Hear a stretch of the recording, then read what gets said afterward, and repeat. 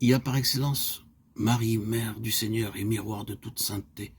Dans l'évangile de Luc, nous la trouvons engagée dans un service de charité envers sa cousine Élisabeth, auprès de laquelle elle demeure environ 3 mois, pour l'assister dans la phase finale de sa grossesse.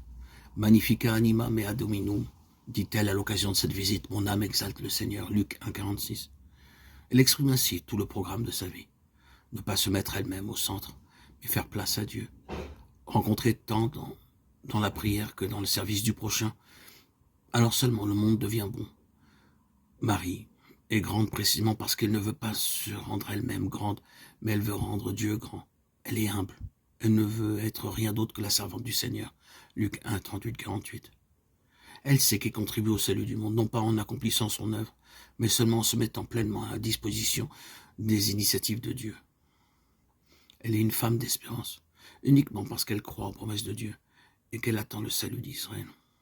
L'ange peut venir chez elle et l'appeler au service décisif de ses promesses. C'est une femme de foi. Heureuse celle qui a cru, lui dit Élisabeth, Luc 1,45.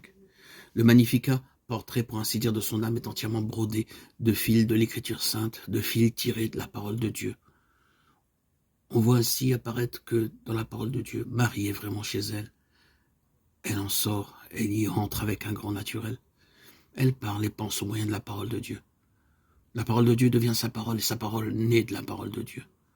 De plus, se manifeste ainsi que ses pensées sont au diapason des pensées de Dieu, que sa volonté consiste à vouloir avec Dieu. Étant profondément pénétrée par la parole de Dieu, elle peut devenir la mère de la parole incarnée. Enfin, Marie est une femme qui aime. Comment pourrait-il en être autrement? Comme croyante qui, dans la foi, pense avec les pensées de Dieu et veut avec la volonté de Dieu, elle ne peut qu'être qu'une femme qui aime. Nous le percevons à travers ces gestes silencieux auxquels se réfèrent les récits des évangiles de l'enfance. Nous le voyons à travers la délicatesse avec laquelle, à Cana, elle perçoit les besoins dans lesquels sont pris les époux et elle les présente à Jésus. Nous le voyons dans l'humilité avec laquelle elle accepte d'être délaissée durant la période de la vie publique de Jésus, sachant que son fils doit fonder une nouvelle famille et que l'heure de sa mère arrivera seulement au moment de la croix, qui sera l'heure véritable de Jésus. Jean 2,4.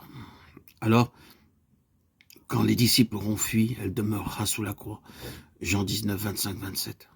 Plus tard, à l'heure de la Pentecôte, ce seront les disciples qui se rassembleront autour d'elle dans l'attente de l'Esprit Saint. Acte 1,14. De toute évidence, nous pouvons désigner Marie comme mère du Seigneur et miroir de toute sainteté.